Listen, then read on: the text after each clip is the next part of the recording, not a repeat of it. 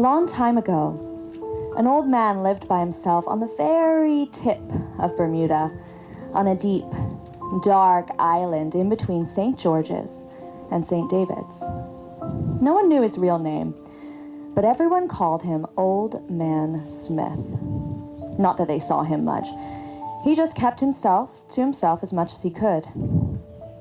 He lived on the island in a little palmetto-thatched cabin that had only one room, and that room was his living room, his bedroom, his dining room, and his kitchen. On cold winter nights, Old Man Smith liked to sit by the fireplace and warm his bones. For company, Old Man Smith had 3 dogs. One was called Here, one was called There, and one was called Dang It. One day, the man decided to go down to the rocks to catch some fish for his supper. Here! There! Dang it! He shouted to his dogs, and they came bounding off the porch, eager for a walk and hopeful for some dinner. After many hours of fishing, the wind began to blow hard off the water. "It'll be dark soon," the old man said, "and all we've caught is this skinny grunt." He headed home, knowing he'd go to bed hungry that night. The old man cooked and ate the fish, cleaning every bone. But he tossed the fish head to the dogs. Here caught it, There stole it, and Dang It just howled in his hunger. Then the old man leaned back in his chair and listened to the moaning of the wind through the cracks in his wood slat walls. Just as the old man was about to doze off, when he heard a scratching sound coming from under the floorboards, he stood up and slowly walked to the corner of the room where he heard a scratch, scratch, scratch sound. As he came closer, he leaned towards a knothole in the floor, and just then, a black-furred paw with long brown claws poked through the hole. As he watched, claws dug into the wood and scratched viciously. Wood crumbled away and the hole widened. The paw was followed by another paw, and then a head appeared, as big around his fist and set with a glowing pair of orange eyes. Old Man Smith fell back onto his backside and scooted back to his bed where he kept his trusty machete, never taking his eyes off the animal. The creature pulled the rest of its body inside. It was long like a cat, but bigger, and it had a thick, meaty tail that drug on the ground behind it. When the creature saw Old Man Smith, it arched its back up and hissed, stretching its lip back to reveal pointy, sharp, white teeth. Such big, pointy, sharp, white teeth. Old Man Smith couldn't move at first, but as it crept closer to him, he grabbed for his machete and lifted it high above his head, closing his eyes and slamming it down with all his strength. The animal moved so quickly. Before Old Man Smith could bring that machete down, it had whipped back into the hole. Or most of it did. For he heard the creature shrieking under the floorboards, and when Old Man Smith opened his eyes, he saw wiggling around on the floor the animal's chopped off tail. Old Man Smith thought to throw the tail to Here, There, and Dang It, but when he picked it up, he felt how long and heavy the tail was. His stomach rumbled, and he thought, why not? He threw it in a pot of water set atop the fire and had himself a stew. He offered up the bones to Dang It, and to Here and There he gave his bowl to lick clean. Then he used some old rags to stuff up the hole in the floorboard and went to bed. His stomach was full, and he felt so warm and snug that before he knew it, he was asleep. The old man hadn't been asleep very long when a scratch, scratch, scratching sound woke him up. He thought it was just the dry palmetto fronds on the front of his roof in the wind, and he turned over to go back to sleep. But it continued, and it grew louder, and it wasn't coming from the roof, but from the wall, right next to his bed. Something was clawing at the boards of his cabin, as if it was trying to make a hole. "Who's that?" the old man asked. He lay still and listened, and after a while, he heard a voice say, "Talipo, Talipo, I want my Talipo." It was no louder than a whisper, but it was close, so very close. He could hear breathing of something right on the other side of the wood boards of the wall, and the old man began to shiver and shake. Then he remembered his dogs. He went to the door and called, "Here! There! Dang it! Chase that thing down!" The dogs came piling out from under the porch, and he could hear them howling and splashing as they chased that thing into the deep mangroves down by the water. Old Man Smith sat up in his bed and waited until he heard his dogs return one by one back under the porch to go to sleep. Only then did he lie back, pulling his covers tightly around him. He was just dozing off again when he heard the awful sound of ripping palmetto fronds right above his head. He stared up and saw claws scratching a hole in the roof of his cabin. Then he heard the voice say, "Talipo, Talipo, all I want is my Talipo." The old man was so scared he couldn't stand up. He called his dogs from his bed, "Here! There! Dang it!" And those dogs came bursting out from under the porch, and he heard the thud of the creature jumping from the roof onto the ground outside the cabin. The dogs howled after the wild thing and disappeared into the night trying to get at it. At last, all was quiet again. With a weary sigh, the old man went back to sleep. Toward morning, something down by the water woke up the old man. First he thought it was the waves crashing in with the howling wind, but when he listened again, he heard the voice crying, "You know, and I know, all I want is my Talipo." The old man called his dogs, "Here! There!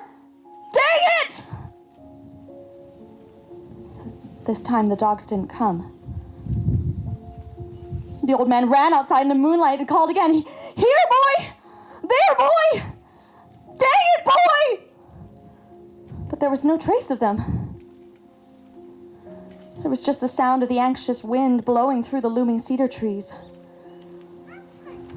The dogs were gone.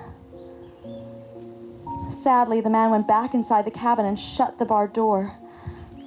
Then he went back to bed. Just before daylight, the old man opened his eyes, the way people do when they feel there's someone else in the room. Something was stirring amongst the pots and pans in the corner of the cabin.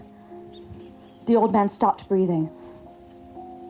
He didn't move a muscle, but he could hear the sound of breathing inside the cabin. Then he felt something touch the corner of his wooden bed, and the scratching of something heavy climbing up the covers at his feet. The man listened and heard it scratch, scratch, scratch. He looked over the foot of his bed and saw two pointed ears. Then he saw two big, round, fiery eyes staring at him. The man wanted to call for help, but he was too scared. The thing kept creeping up until it was right by the old man's face. It said in a low voice, "You know, and I know that I'm here to get Talipo." The man sat up and pulled the covers over his head. All at once he got his voice and said, "I haven't got your Talipo! I hate it!" The creature leaned close and growled. The people of St. George's and St. David's swore they heard the screams of Old Man Smith that morning, out when some were milking their goats or collecting eggs. But no one can be certain that they did. No one ever saw him again. Now there's nothing left of Old Man Smith's cabin in the deep big woods, except the chimney. But folks who live on the island say that when the moon shines and the wind blows, you can hear a voice say, "Talipo, Talipo, now I've got my Talipo." The end.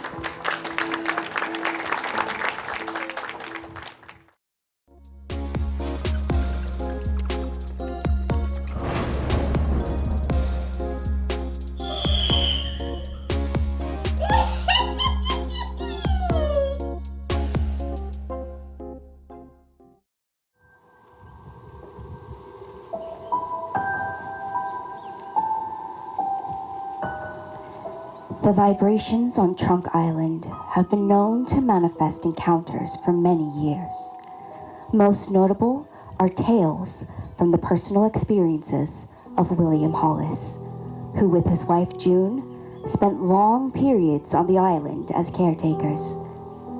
Willie's first encounter with the specter of an enslaved woman, Martha, took place on an evening as he and his wife were preparing to retire. "Martha," called a husky bass voice. "Martha, where are you?" It was like a resonant whisper. Willie dashed downstairs and ran around the back of the house. With the hush call from Martha came a startling manifestation. A tall shadow emerged from the oleanders bordering the island just above the watermark.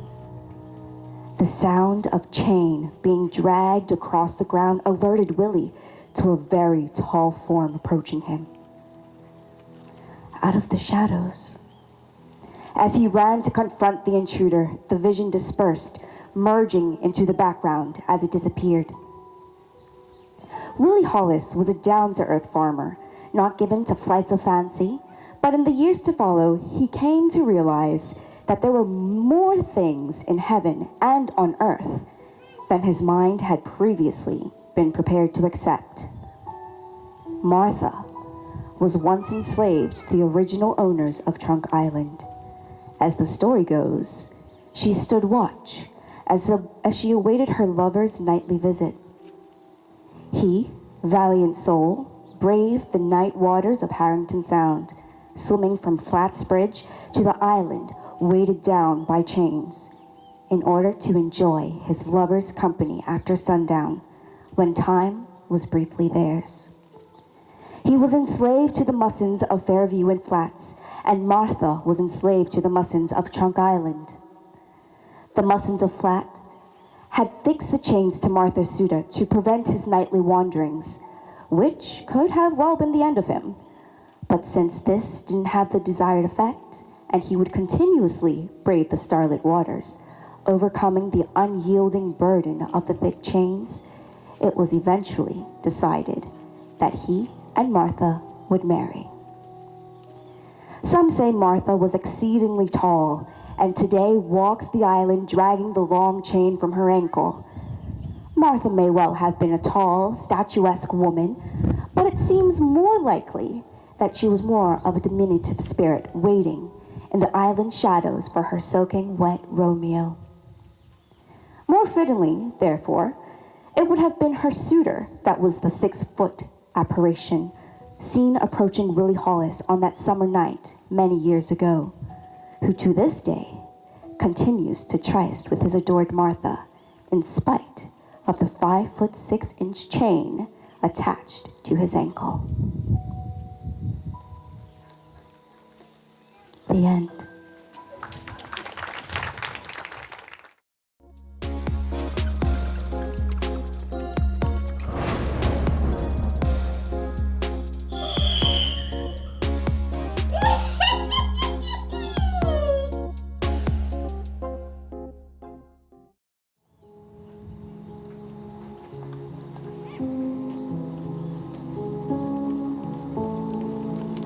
There was once an old woman who lived in a wooden cottage just down this hill on Shinbone Alley.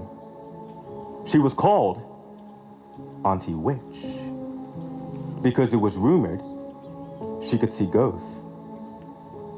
The truth was, Auntie could see spirits because she was born with a caul over her face, which she kept wrapped in a silk cloth and secured in a corked bottle hidden underneath her bed.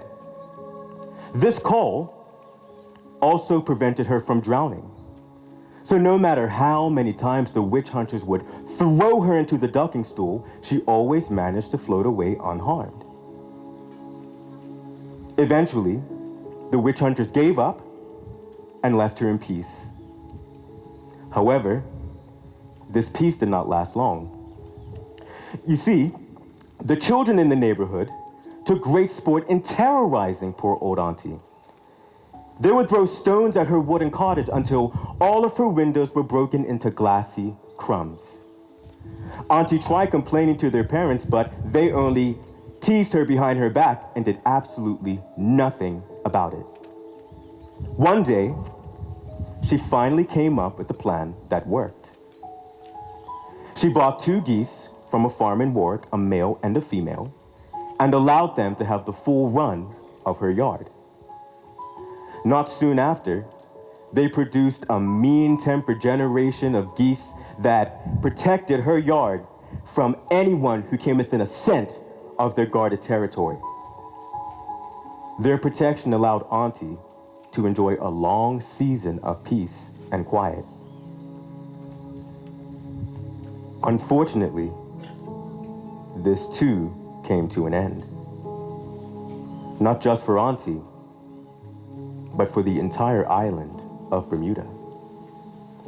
News began to circle around that Redhead and Bloody Bones, the dreadful monster, was on the prowl.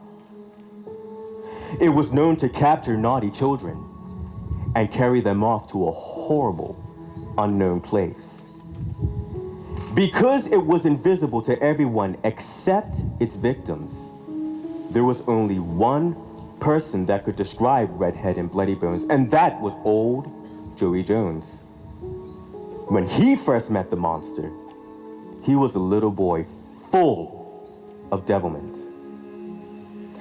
He recalled how he had sneaked out of his house after dark to meet with 4 of his friends. Their main purpose was to have some fun terrorizing the neighborhood. But before they could decide on their first victim, the most frightening skeleton ever seen jumped out of nowhere and grabbed all 5 of them with its sharp, bony fingers. Its bones were illuminated with iridescent blood, and on its shoulders sat a giant skull with rotting flesh. Old Joey Jones does not recall how he managed to slip through those grasping, horrible fingers and run all the way home. But he does remember, to this day, the piercing screams of his friends as they were carried away. The only evidence that Redhead and Bloody Bones had visited the island were the large, bloody footprints in several of the parishes. People finally forgot about the incident until the footprints appeared again.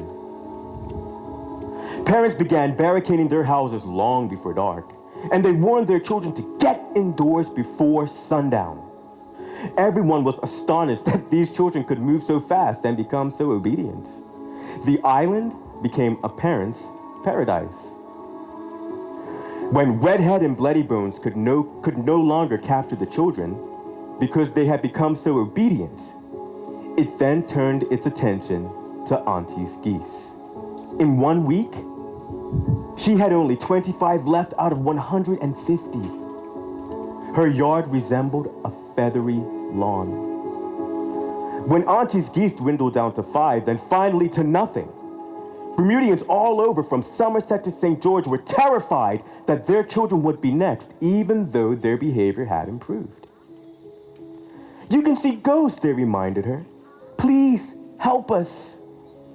Hoping that she would forget, it was for this very reason that they tried to drown her in the ducking stool as a witch. Old Auntie did not forget, but she wasn't one to hold a grudge. In fact, she did know of a way to destroy the dreadful monster. But in using the method, she would endanger her own life. If there was one thing Redhead and Bloody Bones desired more than capturing naughty children, it was stealing the supernatural power of Auntie's call. Not only would this remove protection from the one person that could stop Redhead and Bloody Bones, it would grant immunity to the demon.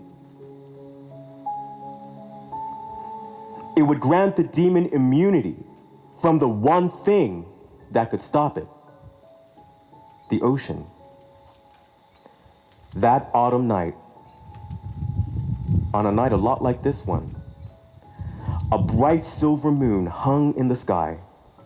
This allowed Auntie to see Redhead and Bloody Bones hovering around her cedar tree, with its blood-soaked bones glistening in the moonlight.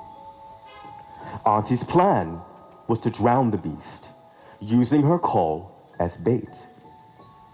She knew that once some looming clouds covered the moon, the creature would pounce on her house. Auntie, with her gifts, was the only person that could stop Redhead. She could not fail. She had to move quickly. Auntie pulled off her woolen skirt and jacket and slipped into a thin cotton dress, so light it felt as if she was barely covered. She reached under the bed and carefully removed her caul. She wrapped the bottle in an old bandana, knotted the top into a handle, and slid it over her wrist. Wriggling her hand to make certain that the caul was secure, she tiptoed out of the back door, barefooted into the darkness and onwards towards St. Peter's Church graveyard. There, she intended to bury the caul for safety. Her heart beat thunderously as she walked through the church gate, feeling her way towards her mother's grave.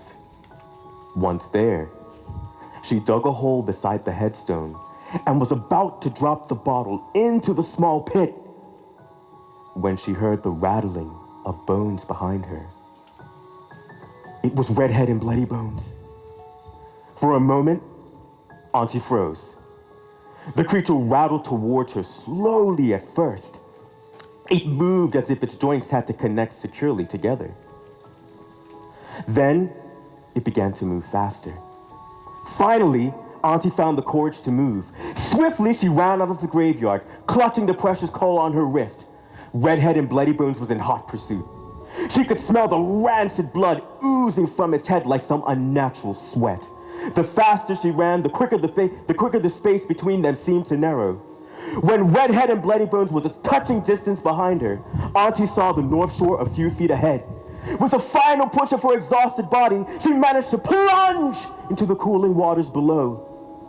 But the creature was still chasing her. Too late.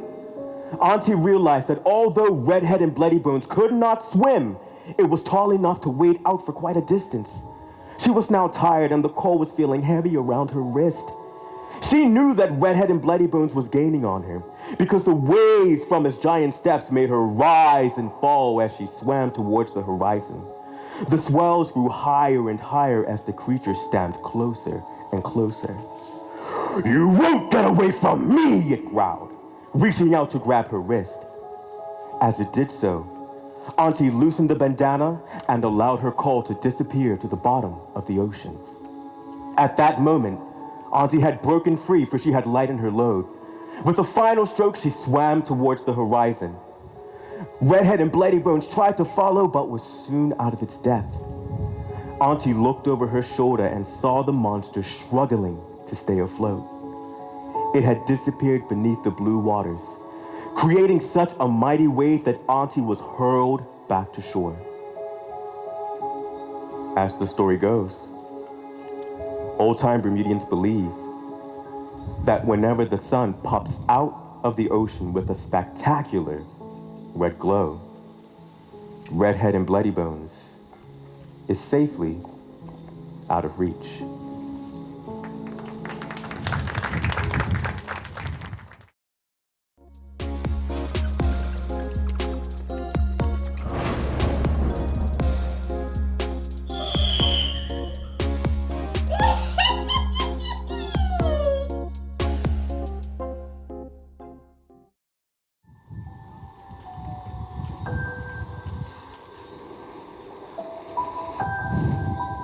Two fishermen decided to shelter in Pembroke graveyard out of a torrent of rain. While there, they began to count out their fish, dividing them up carefully. One for you, one for me. One for you, one for me. While they were thus engaged, a little boy was passing by and heard them saying, one for you, one for me, one for you, one for... Without waiting to hear another word, the little one took off and ran home, bursting the door down in his fright. God and the devil are down in the Pembroke graveyard, sharing out the dead. He stammered, almost falling into the bowl of soup his mother had just placed on the table. "Boy, stop your noise," said his mother. "Don't come and hear that nonsense," said his father. Only his older brother said nothing, because he was hungry and the meal was delayed long enough. "It's true," said the younger brother. His eyes became wider and wider with fright. He looked from one to the other, begging them to believe him. "I heard them with my own two ears. God and the devil are down there, counting out the people." But they only shrugged their shoulders impatiently. Finally, he said to his older brother, "Come, let me show you. You'll see for yourself. God and the devil are sharing out souls right there in the graveyard." Realizing that supper would not be served until everyone was settled at the table, the older brother rose to his feet. "This better be good," he said, pulling on his raincoat, which he had snatched off of a rack in the hallway. Together, they went back to the graveyard and stood by the gate. At first, there was silence. The older brother was about to open his mouth and chastise his younger brother when he heard a voice say, "Oh, I forgot. What about those two by the gate?" Meaning the two fish they had dropped when they entered the graveyard. Of course, the two brothers did not know this, nor did they stop to find out. They almost fell over each other as they ran home. The older brother did not stop running until he was safely locked in his bedroom, his supper forgotten.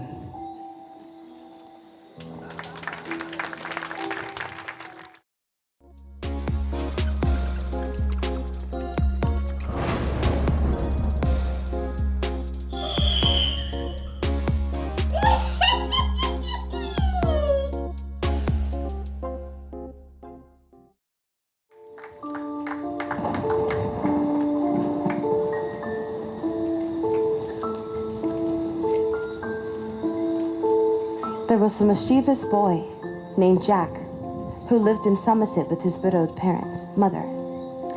He was so spoiled that the people in the parish disliked him with a passion. And they had reasons to, for his pranks were more dangerous than mischievous. One day, Jack pulled a prank that went too far. In the middle of the night, he crept up to each house in the neighborhood, opened the chicken coops, and shooed out the birds. He then untied all the dogs nearby and turned them loose on the chickens.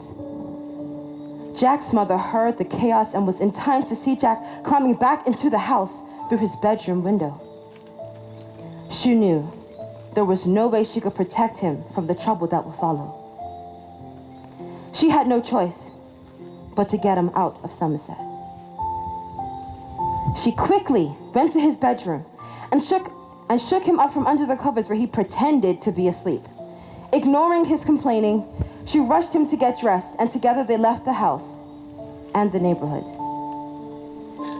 They walked for quite a distance, in silence, until his mother stopped a man with a horse and cart. "Where are you going this hour of the night, Mistress Flowers?" "I'm going to that farm in Bailey's Bay, the one owned by that old farmer who takes in boys." The driver looked from Jack to his mother and then back to Jack again. "Hop in," he said with a knowing look. They pulled up to the farm in Bailey's Bay, just as the sun popped over the horizon. The farmer must have seen them coming, for he was standing at the fence when Jack and his mother approached the farm. "Just in time for chores," he said, opening the gate and looking straight at Jack. "There's lots of them to be done." The old farmer knew why they were there. Many a mother had brought her son to him to be straightened out. Some of these sons ended up becoming good citizens. Others just disappeared. No one ever asked questions about the disappearances, for in those days the island was too small for troublemakers. It was for that reason that Jack's mother had taken so long to bring her son to old Grandpa's farm. However, his behavior had left her no choice. The bent-over old man led them in front of a chicken coop. Every morning, these here chickens have to be fed and their eggs collected and brought into the house. Before Jack could comment, or his mother make up an excuse that Jack did not do chores, the old farmer moved on to a shed with a cow tossing her horns. Every morning, this here cow has to be milked and the milk brought into the house. Jack turned up his nose at the cow's udders. And again, before he could comment on his mother or his mother protest that her son did not do chores, the old farmer moved to an open field where a bow-legged horse was chomping on fresh grass. This here horse has to be exercised every morning and then led back to the field for his meal. This time, Jack did comment. That horse has moongate legs, he said after a hearty laugh. I won't feed chickens, milk cows, or walk any old horse. There was no way that Jack was going to do any of those chores. So we had to let the old farmer know right up front. Old Grandpa just ignored the comments and repeated, every morning, you have to feed the chickens, milk the cow, and walk the horse. That's every morning. Those chores are a bit much, said Jack's mother, feeling brave now that her son had spoken. You leave this to me, said the old man, and the look he gave Jack's mother froze any more comments. And I think you best be going now, so that this son of yours gets started. Chores don't wait all morning. There was something in his tone that made Jack's mother back away, and before she knew what was happening, she walked off the farm and out of the gate to where the driver of the horse and cart were waiting. The old farmer did not wait to hear the clop, clop, clop of the disappearing horse before he turned back to Jack. Remember what I said. You have 3 chores every morning. The chickens have to be fed, the cow milked, and the horse exercised. Understand? Jack was about to protest again until he remembered the rumors of the missing boys. Yes, sir, he said, admitting defeat. The old man seemed satisfied, then added in an ominous voice, when you have finished your chores, you can go for a swim. You can swim on the south side of this farm, but you are not to swim on the north side. Never. You hear what I said? Jack didn't quite understand what that firm command was all about, but he knew the old farmer meant every word. So every morning, he arose at the burst of dawn and did his chores. He fed the chickens, he milked the cow, he walked the horse, and went swimming on the south side of the farm. Many times he was tempted to see what swimming was like on the north side, but he knew that the old man watched every move he made. So he took no chances. Months went by, and he continued to feed the chickens, milk the cows, and exercise the horse. After his chores, he also continued to swim on the south side of the farm. But the urge to explore the north side grew stronger and stronger. If only he can get one peek, but he dared not disobey. A whole year finally went by. One day the old man said to Jack, I'm going into Hamilton to sell some of my onions. You can come along for the outing since you've worked so well with your chores. Now, Jack had not left the farm since his mother had brought him there, so the ride into town was very tempting. "Thank you, old grandpa," he said, instead using his most convincing voice. "I would like to go, but I don't want to fall behind on my chores." A broad smile smoothed out the wrinkles on the old man's face. He patted Jack on the shoulder and said, "You are a good boy. Stay if you want to, but I still think you need a break from the farm." When the old man drove off, Jack waited a while. No sense taking a chance and have old grandpa return unexpectedly. A good half hour passed before the boy rushed into the barn and changed into an old pair of torn trousers he had saved just for this very occasion. Then he went quickly to the north side of the farm. The scenery before his eyes made him gasp. The blue ocean was so calm. It looked like glass. After admiring it for a while, he climbed up on a tall, majestic rock and then plunged into the refreshing waters. The more Jack thought about how the old man had confined him to the south side of the farm, where the sand on the beach stuck to every part of his body, the more determined he was to enjoy this new sight. When Jack became tired of diving and swimming and floating, he began to explore the rocks. They seemed to grow deep into the ocean. His curiosity led him to explore a dark hole in one of them.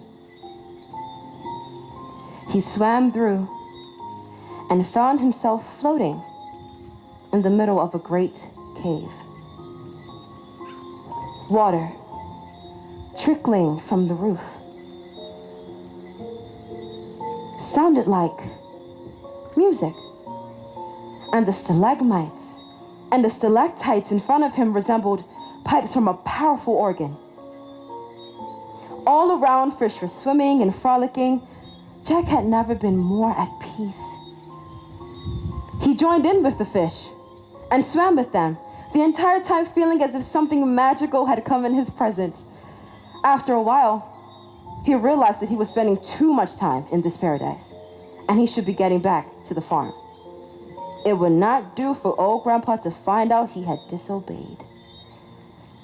He swam around for the last time with his fish friends and started towards the opening of the cave. To his surprise and panic,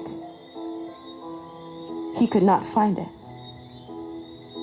He swam around in all directions, east, west, north, and south, but there was no opening. He was about to give up when he spied a beam of light in the distance and quickly swam in that direction. Then he heard it. Something was following him. Jack was too scared to look over his shoulders, but he could tell that whatever was following him was quite near, for its hot breath was now on his neck. He swam faster, and the mysterious creature behind him also swam faster. To make matters worse, when he was near to the opening, the stalagmites and stalactites seemed to turn into big teeth, gnashing and snapping together, preventing him from getting to safety. He was about to look over his shoulder to find out what was following him, when a voice boomed from a stalagmite. "Swim to your right, but don't look back." Jack looked frantically to his right and saw that there was another opening. He could have easy access out of the cave. Several large stalagmites opened like a pearly gate so that Jack could swim to safety. He needed to see what was following him. As he was about to turn his head, a stalagmite bellowed, "Swim to your right, but don't look back." So terrifying was the voice that Jack obeyed instantly. He swam frantically to the right, and before long was out of the cave and into the open water. But just in time, suddenly there was a mighty roar. Roar! Then, silence. A boulder had sealed the entrance to the cave. Jack could never recall how he managed to reach the farm. And the farmer never found out that Jack had disobeyed. In fact, the boy was so improved that the old man believed it was his method of discipline that had changed Jack. Years went by. The old farmer died, and Jack inherited the farm. He married and had 12 children. He disciplined them with the same chores he had been given. They were even warned never to swim on the north side of the farm. The children obeyed without question, and when they grew up and had children, they too were passed down the same warning. This went on for generations until an incident changed the pattern of events. One day, 2 boys were playing cricket near the farm and lost the ball. They crawled into a hole and found themselves inside the most beautiful cave they had ever seen. They told everybody about their discovery. Soon word traveled from one end of the island to the next about this wonderful cave. People came to witness this phenomenon. Even today, Bermudians and tourists visit this natural wonder known as the Crystal Caves.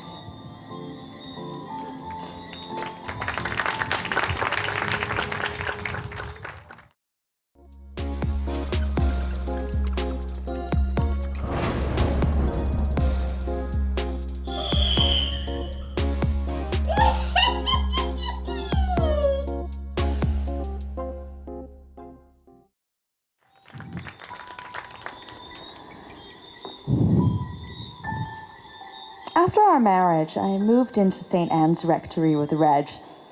It's a very old house with very interesting features, including a bricked up and plastered over fireplace, which is said to have a secret passage. There were many strange noises at night, doors opening and shutting, footsteps, creaking, bangs. When I asked Reg about them, he said airily, "Oh yes, the place is haunted." Canon Walker, a predecessor who lived in the house for many years and who started Summers College there, he often visits us at night. I see him and talk to him, and seeing the horror on my face, he quickly added, "But he's very friendly, nothing to be frightened of." The noises and footsteps continued. And then one night, I distinctly heard Reg speaking to someone. Next morning, I asked him about this, and he replied that he couldn't sleep and had gone to have a chat with Canon Walker. "Next time he visits," I said bravely, "wake me up. I want to see this gentleman." A few nights later, Reg woke me and said softly, "He's here." There, in the doorway, the bedroom door that was never closed, stood a man. "Describe him to me," said Reg. "Then I'll know you can really see him." Without hesitation, I said, "He's tall, has silver gray hair, longer than usual. He's got a stiff clerical collar, and he's wearing a long white robe. Under his arm is a black book." "That's him to a T," said Reg. "Meet Canon Before he got any further, I let out a yell and flew into Reg's bed. With that wicked chuckle of his, he said, "My, we must do this more often." And I swear I saw a smile on Canon Walker's face. Bumps and noises continued, and I got used to them. But I never saw Canon Walker again. Reg said he did, frequently, and I believed him. When Reg retired from St. Anne's, we went on to live in St. George's, and I'm happy to say Canon Walker did not accompany us. The end.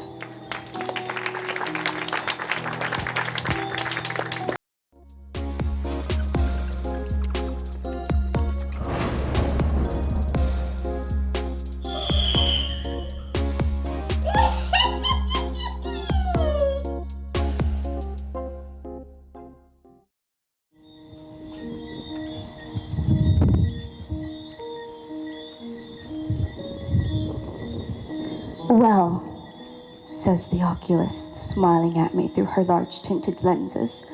I don't know what you've been doing, but your sight has gotten a lot better. I can't believe it. It isn't in my interest, but I have to say, you don't need any glasses at all, let alone an appointment for a cataract operation. Your long sight is good, you agree? Oh yes, I agree. And you don't need glasses to read? No, I do not. And your vision is no longer blurred? It is not. Wonderful! Your sight has become perfect. At your age? Amazing. Is there anything you wanted to tell me? Anything worrying you? Any lack of vision? I can't tell her. I can't tell her what it is that I can see in the far corner of my left eye. That's utterly terrifying. The lizard tails in a row on the cedar, just when a bluebird is perched on the same branch. I can't see their heads, but I know exactly what they look like. The miniature crocodile on the cooker. The miniature furry cat heads curled on the same pillows where my grandchildren are sleeping. I'm not sure I understand why your sight is so much better. She smiles as she shows me to the door. But I think I understand. It was the sudden walk I took on an impulse in Paget. If only I hadn't. If only I hadn't rested on that innocent-looking bench at the end of the walkway. I wouldn't be haunted by these tiny monsters everywhere I go, wherever I look. Not even reading helps. Just when I'm relaxing, a tiny brown skink weaves in and out of the words on the page. A whispering voice echoes in my brain.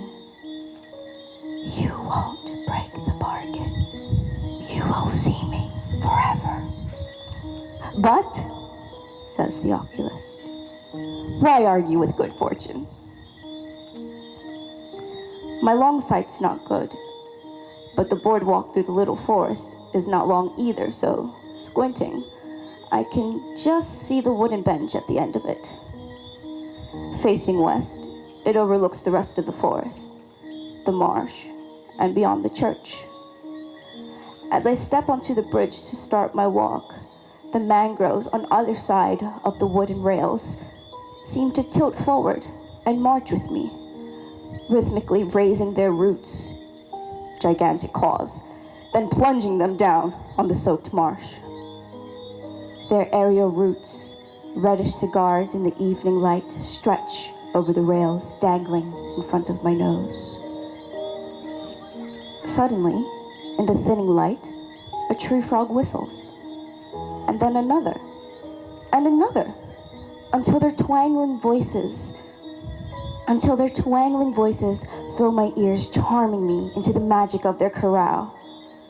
I make for the bench now, right there in front of me, so I may rest and inhale the night the frogs are heralding, the pungent lantana, the sweaty salt of the mangroves, the hot, damp air. The planks creaking beneath me, I can just make out through the milky blur that is my vision these days, the tail and body of a small rock lizard lounging on one end of the bench. I can't see the details of its head, eyes, or throat patch, but it's definitely lounging as if basking in the sun. A faint unease comes over me.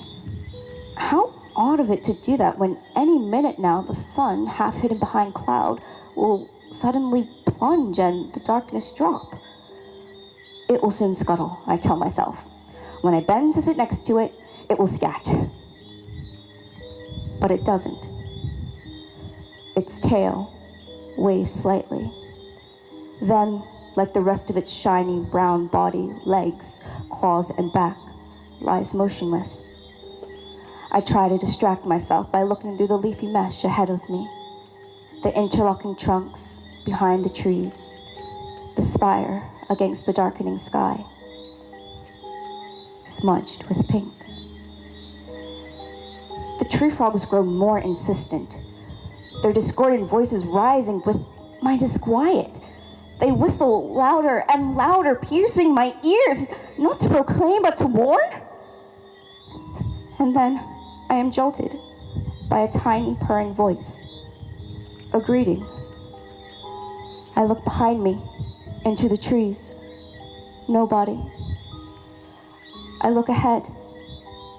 Nobody. Look down at the seat, at the tiny skink. It raises its head and stares directly into my eyes. I gasp. I can see quite clearly. It's not a skink's head at all. It's a cat's. Miniature, but undeniably furry, sleek, and tabby. Tabby with pointed, hairy ears. Topaz green and glittering, its eyes loom larger and larger into mine. Did I really hear it speak? Because its thin furry lips are certainly mouthing at me. Good evening, I hear again. And then, I built this boardwalk, you know. It mouths in the 20th century. Suddenly, it rests its tiny furry face on my knee, and I shudder in fear as the soft hair and sharp whiskers brush my skin. You don't believe me. Look in front of you. Sinuously, it lifts its head and turns it towards the church. Right before me, a new stretch of wooden walkway unfolds, rolling slowly through the mangroves, across the marsh, all the way to the church. I'm losing my mind. Either that or I'm asleep and don't know it. Or I'm in a different universe. See? I'm showing you to make a point. To show you what I'm capable of. The walkway shrinks before my eyes, the mangroves shifting together so no path divides them.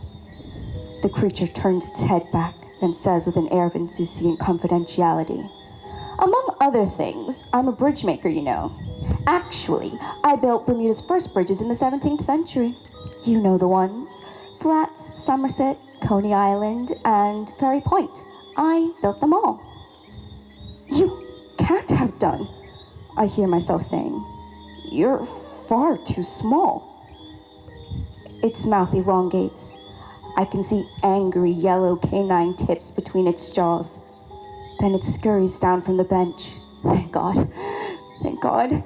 It will disappear into the mangroves, and I'll force myself to forget it. But once down, it doesn't scuttle at all. Instead, it grows and grows right before my eyes, foot by foot. Crocodile-like, its scaly tail stretches at least 6 feet down the walkway. The legs and claws grow huge, and its smooth, shiny body thickens 3 feet wide. And its face, pressed against mine, still feline and furry. Its face swells 20 times in size. Its eyes widen into burning sulfur pools, and its teeth loom large, at least half a foot long between its furry lips. Too small, you think? His voice booms, audible island-wide. I shake my head dumbly. I built those bridges one at a time. The eyes burn into mine. I can feel their heat. And all I asked for was one soul for each. The first person to cross the bridge was mine. Then it says, almost with satisfaction, you can't see very well, can you? As it poses the question, its body and head shrink, its eyes becoming green pinpricks once again. It's the size of a not a skink, I decide, but a skank. 2/3 lizard and 1/3 cat. And yes, it is fuzzy in my sight. Its voice quietens to a mere whisper. You can't see very well at all. You miss your sight, don't you? You miss the birds. How does it know? How does it know the avian world is now almost hidden to me, and that is a sorrow? Why does it care? Look to the skyline, it whispers. Oddly, weirdly, I obey. What do you see? I can clearly see the nighthawks swoop. I can see their rusty bodies and their white wing patches, even in the dark. It is a miracle. I peer down at the skink's tiny feline face, at its whispering lips. When I made those bridges, I made a bargain. As I told you, one soul for each. But they broke the bargain. They tricked me with a cat, a goat, a dog, even a horse. I have given you your sight back, but you won't break the bargain. You will see me forever. I'll make sure of that. No bargain, no bargain. My heart tells me I won't make a bargain with it. Say the name, but I can't say it. The tree frogs screech and the boardwalk groans. When I look down at the planks, there's stains and scratches clearly visible despite the dark. The creature's head disappears between the cracks. Then its slithering legs and tail follow. Its voice echoes in my brain, as it will for the rest of my life. You won't break the bargain. You will see me forever. The end.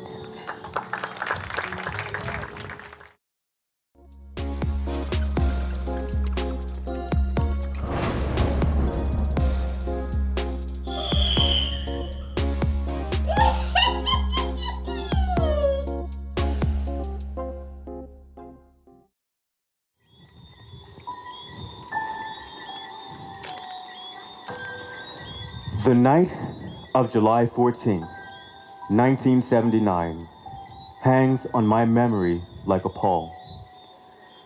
The journey home to Orange Valley from Smith's Parish would haunt me for a long time to come.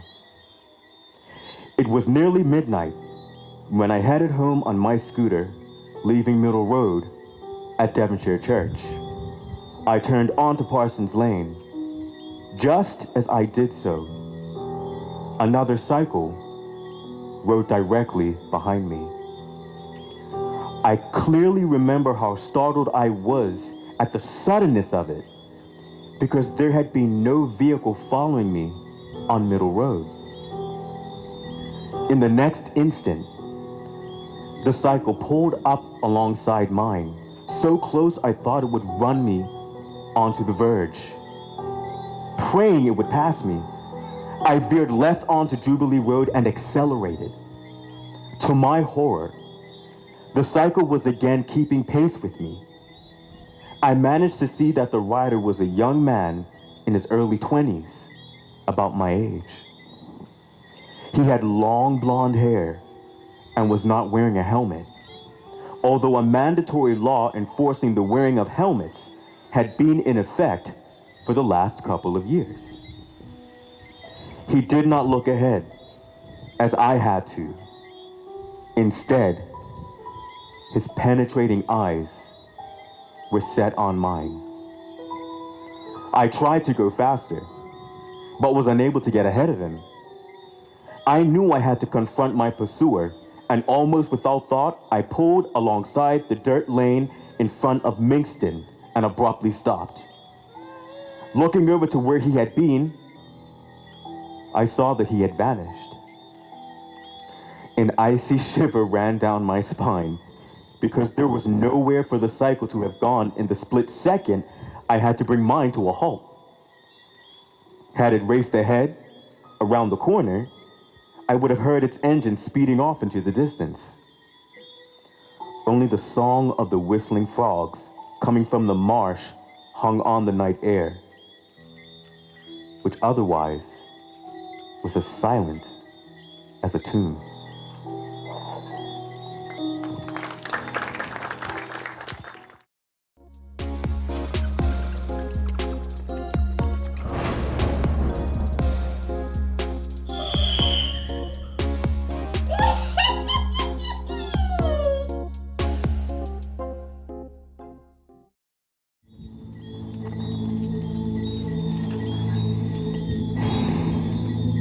Grandfather, was dying. So when he asked to spend an evening by the water, we indulged him. The old man's sons carried the sea to bed, while the daughters chased away the gulls, sea lice, and other scavengers. The grandchildren took brooms and flattened the sand, on which the sons rested their burden. We gathered around grandfather in a circle of respectful silence. For many minutes, he watched the sunset and stained the sea red. The remnants of his pale mane danced in the salt spray. His chest rose and fell. His skin was like paper left too long in the sun. When suddenly he turned to us with such unexpected speed that the children screamed, "Ah!" "Listen," he said. He licked his lips for they were dry. "When I was young, I had no property, no wealth, no respect. My father, however, had all these things. He had also the freedom to inflict pain. I was free only to suffer it. One day he knocked me to the ground with such a blow my left eye went from green to ice white. He put his foot on my throat and he laughed his wicked laugh. And there were many people nearby, trust, but because my father had wealth and respect, they turned away and they did not a thing. At that instant, I understood. My father had to die. How to kill my father? I was a weakling, incompetent. If I tried and failed, my father tortures me to death. If I succeeded, but clumsily, my crime is discovered and I'm hung by the trees in the Royal Naval Yards. There was but one hope. I stole my father's catamaran and set out for the Far East. I passed out of sight of land. I smoked my tobacco and I scratched the dead skin from my knee. I followed the sun as it moved to kiss the face of the horizon, and all the time I kept my eyes open for a dark shape, a blister in clean waters, the battleship. When I was a boy, the slaves told me the story. The battleship was sunk centuries ago to block the channel into the islands and so defend us against a now forgotten enemy. An enemy which never came, but something else did. Grandfather took a deep breath. His ice-white eyes shone under the light of the moon. The battleship must have been an enticing home for it. That thing from the deep waters where the sun never reaches. It came, took up occupancy, and it began to speak to itself. That's how the slaves knew of it. They heard his words when the winds blew strong from the west. At last, a few heartbeats from twilight, I saw the battleship's bow, all that remained above the waves. The ship was timber with bones of iron, but the iron had rusted scarlet, and the timber was smothered under generations of dagger-tipped barnacles. As I approached, I peered over the side and saw that the waters were quickly filling with sargasso weed. Astounding. It wasn't the season yet. The weeds grew thick. Dung-colored tendrils supported gas-filled nodules clustered together like a family of tumors.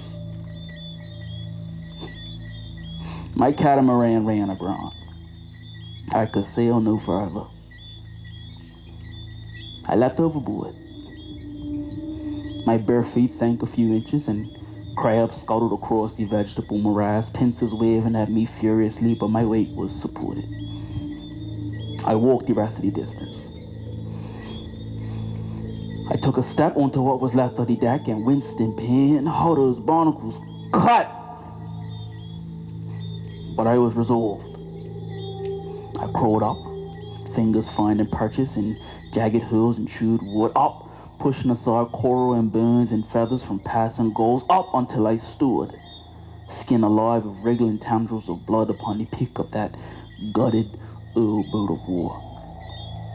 The sun tumbled into the ocean, was extinguished, and the stars filled the world above and reflected the world below. I shivered. I was cold. I was not certain what I had to do. Whatever you are, I croaked. You're stronger than me. Kill my father, and whatever you desire of me, it is yours. Dan, grandfather passed, shaking hands before his face. You heard of sea serpents, of krakens. You think they are monsters? They are nothing. What parted the waves, what rose up before me, filled the sky, there are no words, but say it at hands. In those hands, it held human skulls. There were too many to count. I knew there were no cemeteries enough to contain them. The thing from the battleship rolled the skulls around its hands, and it considered me. And it said, I love skulls. Give me yours.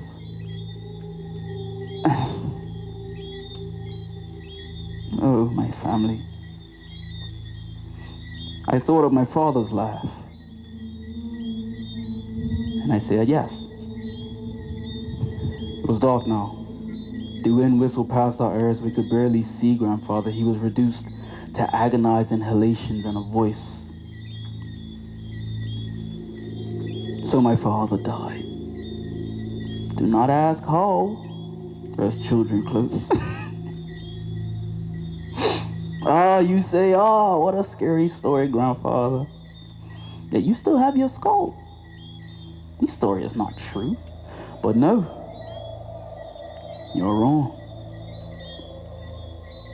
I have a skull, but it is no longer mine. I told that devil, to enjoy life.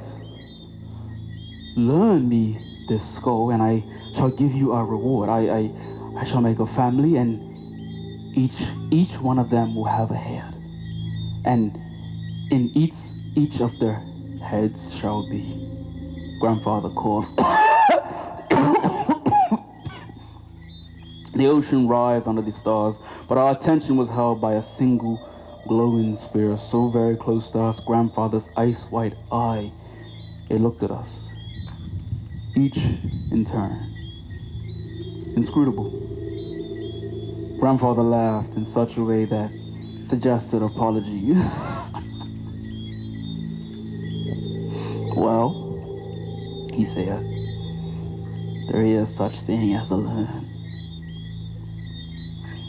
And there is such thing as interest.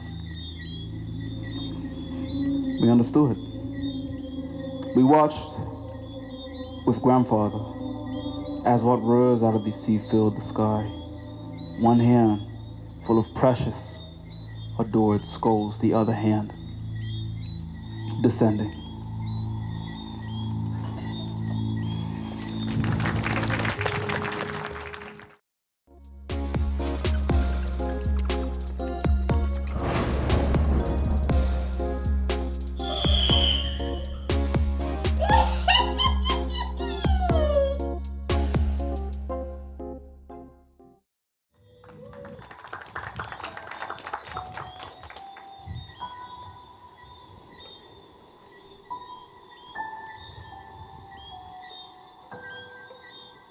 A very unique cloud hangs over Bermuda at certain times of the year.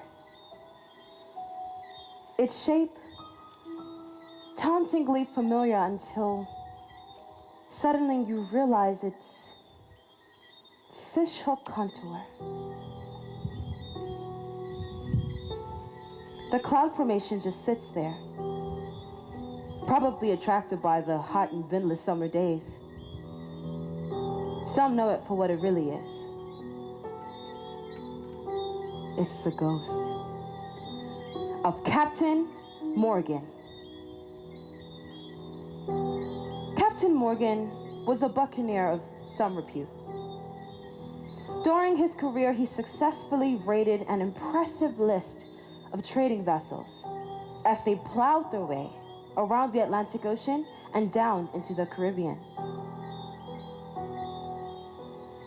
Legend says he brought his plunder to Bermuda, burying it in hard-to-find places, on inland reefs, and on rocky coves cut in the island's coral ledges. With skull and crossbones rampant, he is said to have called upon the heavens to witness his oath of revenge upon anyone attempting to disturb his gold and take it for themselves. It is thought that whenever Morgan's treasure trove is threatened, this giant cloud appears overhead to stand watch. There are some folk who think that the ghost more accurately represents the man Morgan left behind to guard the treasure. We are not in a position to argue the point. To this day, however, it is not unusual to hear someone say, after observing the cloud's familiar configuration, well, I do believe old Morgan's back again. The end.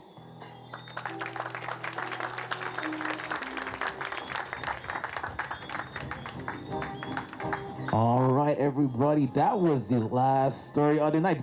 Did you guys have a great time? Make some noise if you did.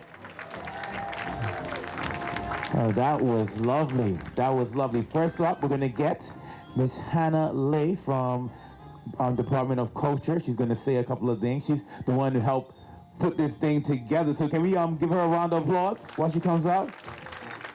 You ready? Okay. Good evening, everyone. My name is Hannah. I am Acting Cultural Program Manager for the Department of Culture. On behalf of the department and the Bermudian Heartbeats Committee, I'd like to extend a heartfelt thank you for joining us here tonight. We hope you enjoyed the evening's stories, and a special thank you to our amazing storytellers. They truly brought these Bermudian tales to life. We're also excited to announce that the next Bermudian Heartbeats event will be caroling through the parishes in December, so keep an eye out for that. All right, so before we end the night, can I ask all the storytellers to come on the stage?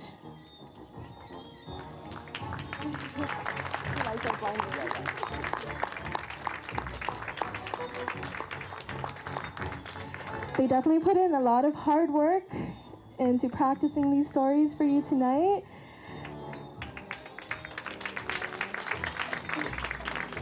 So we have Dr. Emily Ross, Quincy Kaya Dill, Quincy Jones, Cyan Simons, who is actually working with the Department of Culture, and our creative director, Rajay Denbrook. Everyone smile for the camera, guys.